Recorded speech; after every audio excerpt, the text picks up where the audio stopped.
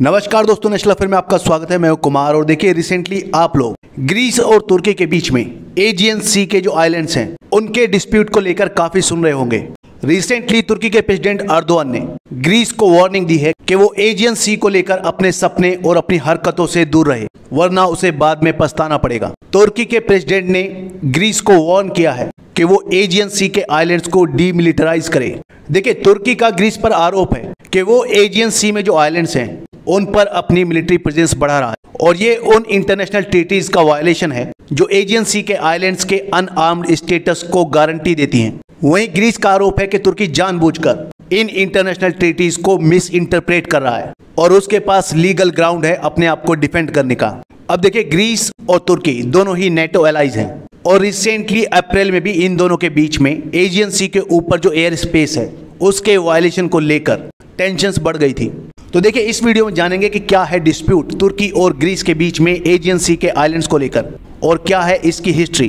देखिए, यहाँ पर आप मैप में देख सकते हैं, ये है एजियन सी, इसके लेफ्ट में है ग्रीस और राइट में है तुर्की। ये जो एजियन सी है ये फैला है अराउंड 2 लाख स्क्वायर किलोमीटर में और ये मेडिटेरेनियन सी का ही एक्सटेंशन है। एजियन सी में 1000 से भी ज्यादा आइलैंड है और इन आइलैंड्स में से ज्यादातर पर ग्रीक का कब्जा है और इनमें से कुछ आइलैंड तो ऐसे हैं जिन पर कंट्रोल है ग्रीस का, लेकिन वो तुर्की के वेस्ट कोस्ट से सिर्फ 2 किलोमीटर दूर हैं। देखिए, एजियन सी को लेकर ग्रीस और तुर्की के बीच में 1970 के बाद से ही लगातार दुश्मनी चली आ रही है। एजियन सी में बॉर्डर को लेकर दोनों ही कंट्रीज के अपने अपने क्लेम हैं और देखिए, एजियन सी में ही तुर्किश कोस्ट के पास एक आइलैंड है जिसे ग्रीस में कहा जाता है आइमिया आइलेट और तुर्की में कहा जाता है कार्डाक। और 1996 में इसी आइलेट को लेकर ग्रीस और तुर्की में वॉर जैसी सिचुएशन बन गई थी।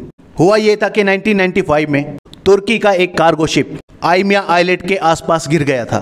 तब दोनों ही कंट्रीज की नेवी, तुर्की की और ग्रीस की, इस कार्गो शिप की हेल्प के लिए आए, लेकिन ये कार्गो शिप तुर्की का था, इसलिए तुर्की ने ग्रीस की हेल्प को रिजेक्ट कर दिया और साथ ही ये भी कहा कि ये जो आइमिया आइलेट है जिसे तुर्की में कहा जाता है कार्डेक, इस पर ग्रीस का कोई राइट नहीं है। और उसके बाद डिस्प्यूट इतना बढ़ गया कि दोनों कंट्रीज की जो नेवी है वो आइमिया आइलेट की तरफ मूव करने लगी और ये स्टैंड ऑफ चला जनवरी 1996 तक और बाद में इंटरनेशनल इंटरवेंशन के बाद ही ये वॉर टल पाया। देखिए, कई दशक हो चुके हैं और दोनों कंट्रीज के बीच में जो डिस्प्यूट है ये लगातार बना हुआ है और इसमें बहुत सारे एक्टर्स का इन्वॉल्वमेंट भी है, जैसे कि United Nation, USA, European countries और International Court of Justice and NATO. अब देखिए, इस डिस्प्यूट को लेकर जिन ट्रीटीज की बात की जा रही है, जानते हैं उन इंटरनेशनल ट्रीटीज के बारे में और कैसे उनके गलत इंटरप्रिटेशन की वजह से ये डिस्प्यूट लगातार बढ़ता जा रहा है। देखिए, फर्स्ट वर्ल्ड वॉर के बाद एक ट्रीटी साइन हुई थी जिसका नाम था लुज़ाने ट्रीटी ऑफ 1923 और ये ट्रीटी साइन की गई थी तुर्की के बीच में, जो उस वक्त ओटोमन एम्पायर का सक्सेसर था, और एलाइड पावर के बीच में जिसमें ग्रीस भी शामिल था। इस ट्रीटी के अंडर तुर्की और ग्रीस के बीच में जो बाउंड्रीज थी वो डिफाइन की गई थी और ग्रीस एलाइड पावर के साथ था, इसलिए उसको फायदा हुआ। और एजियन सी में जो बहुत सारे आइलैंड थे, आइलेट्स थे या मेजर टेरिटरीज थी जो तुर्की के कोस्ट से सिर्फ 3 मील की दूरी पर थी, वो सब ग्रीस को हैंडओवर कर दी गई, सिर्फ 3 आइलैंड ग्रुप को छोड़कर। अब इस ट्रीटी की टर्म्स के अंडर और लुज़ाने कन्वेंशन ऑफ 1923 के अंडर ये प्रोविजन था कि ग्रीस एजियन सी के इन आइलैंड्स को डीमिलिटराइज रखेगा। इसका मतलब वहां पर ग्रीस की मिलिट्री की प्रेजेंस नहीं होगी। वहीं इसी ट्रीटी के अंडर तुर्किश स्टेट में, स्टेट मतलब ये वाला एरिया, इसमें सिविलियन शिपिंग का पैसेज जो था वो ओपन कर दिया गया और तुर्की पर भी ये कंडीशन लगाई गई कि वो इस स्टेट को मिलिटराइज नहीं करेगा। साथ ही इस ट्रीटी के अंडर तुर्की को ब्रिटेन को साइप्रस सौंपना पड़ा। अब देखिए, सेकेंड वर्ल्ड वॉर के बाद एक और ट्रीटी साइन हुई और ये ट्रीटी थी पेरिस पीस ट्रीटीज ऑफ 1947 और इस ट्रीटी के अंडर डोडेकेनीज आइलैंड, जो 12 आइलैंड का एक ग्रुप है एजियन सी में, उसको भी ग्रीस को सौंप दिया गया। लेकिन इस मैप में आप देखिए, ये जो डोडेकेनीज आइलैंड है ये तुर्किश कोस्ट के कितने पास है, लेकिन ये है ग्रीस के कंट्रोल के अंडर। हालांकि इस बार ग्रीस पर फिर से वही पाबंदी लगा दी गई कि ग्रीस डोडेकेनीज आइलैंड को डीमिलिटराइज ही रखेगा। ये जो आइलैंड था ये 1923 की ट्रीटी के अंडर इटली के पास था और 1947 में सौंप दिया गया ग्रीस को। हालांकि ये आइलैंड काफी क्लोज है तुर्किश कोस्ट के।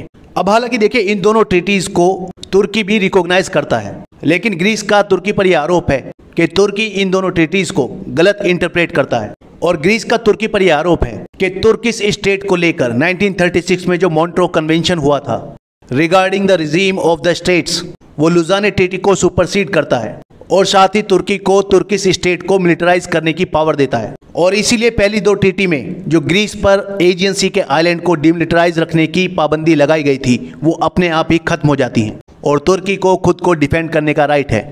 अब देखिए 1995 में ग्रीस ने United Nation Convention on the Law of the Sea यानी यूएन क्लोज 1982 को रेटिफाई किया था, जो किसी भी कोस्टल कंट्री के मैरीटाइम जोन्स की लिमिट को डिफाइन करने का एक लीगल फ्रेमवर्क है।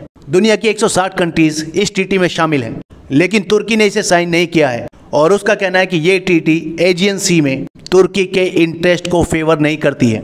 देखिए यूएन क्लोज की इस ट्रीटी के अंडर किसी भी कोस्टल कंट्री की जो सोवरेनिटी है वो उसकी लैंड टेरिटरी और इंटरनल वाटर से उसके पास के सी तक जाती है और इसे कहा जाता है टेरिटोरियल सी। और किसी भी कंट्री का जो टेरिटोरियल सी है वो उस कंट्री के कोस्ट के बेस लाइन से 12 नॉटिकल माइल्स तक जाता है और इस 12 नॉटिकल माइल्स के एरिया में उस कंट्री का सोवरन राइट होता है। देखिए 1 नॉटिकल माइल होता है इज इक्वल टू 1.852 किलोमीटर्स, लेकिन तुर्की आज भी सिर्फ 6 नॉटिकल माइल्स का एरिया ही क्लेम करता है। अब इस वीडियो में मैंने आपको बताया था कि कुछ ऐसे आइलैंड हैं जो हैं तो तुर्किश कोस्ट के बिल्कुल पास, लेकिन वो ग्रीस के कंट्रोल में है और उनमें से कुछ आइलैंड तुर्किश कोस्ट से सिर्फ 3 माइल्स की दूरी पर हैं। वहीं ग्रीक पार्लियामेंट ने भी यूएन क्लोज ट्रीटी को 1995 में अडॉप्ट कर लिया था और इसी बात पर तुर्की नाराज हो गया और उसने ग्रीस को वार्निंग दी थी कि अगर इस ट्रीटी के अंडर ग्रीस 12 नॉटिकल माइल्स का एरिया क्लेम करता है तो तुर्की नेसेसरी मिलिट्री एक्शन लेगा। अब देखिए यहाँ पर तुर्की का कहना यह है कि अगर यूएन की ट्रीटी के अंडर ग्रीस 12 नॉटिकल माइल्स का एरिया क्लेम करता है तो उसके अंडर में एजियन सी का 2/3 पार्ट आ जाएगा और इसकी वजह से तुर्की का इंटरनेशनल वाटर में और ट्रेड रूट्स में जो एक्सेस है वो छिन जाएगा।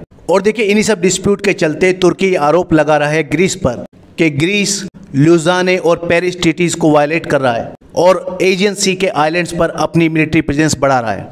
वहीं ग्रीस का कहना है कि इनमें से कुछ आइलैंड ऐसे हैं जहां दशकों से ग्रीस के सैनिक तैनात हैं और ऐसा इसलिए है क्योंकि वो इजमिर कोस्ट के काफ़ी क्लोज हैं। इजमिर कोस्ट जो है वो तुर्की के कंट्रोल वाला एरिया है और वहाँ पर तुर्की ने एक लार्ज लैंडिंग फोर्स डिप्लॉय की है जिसे कहा जाता है 4th आर्मी। और इसकी वजह से ग्रीस को डर है कि तुर्की ग्रीस के कुछ आइलैंड्स को ग्रीस से छीन सकता है और इसीलिए ग्रीस कहता है कि वो जो इन आइलैंड्स पर सैनिकों की तैनाती कर रहा है वो सेल्फ डिफेंस के लिए है। इसी तरह 1970 में जब तुर्की ने साइप्रस पर हमला किया था तब ग्रीस ने डोडेकेनीज आइलैंड को भी मिलिटराइज कर दिया था और आप लोगों ने देखा ही है डोडेकेनीज जो आइलैंड है वो तुर्की के काफ़ी क्लोज है। प्रेजेंटली ऐसे कई और आइलैंड हैं जो हैं तो ग्रीक के कंट्रोल में और तुर्किश कोस्ट के काफ़ी पास हैं, जैसे कि रोड्स, कोस, लेस्बोस और इन सब पर भी ग्रीस की मिलिट्री प्रेजेंट है और इसी को लेकर चल रहा है तुर्की और ग्रीस के बीच में डिस्प्यूट, जिसकी वजह से शायद यूरोप को एक और वॉर देखना पड़ सकता है। इस वीडियो में इतना ही, नेक्स्ट वीडियो में जल्द मिलेंगे। धन्यवाद।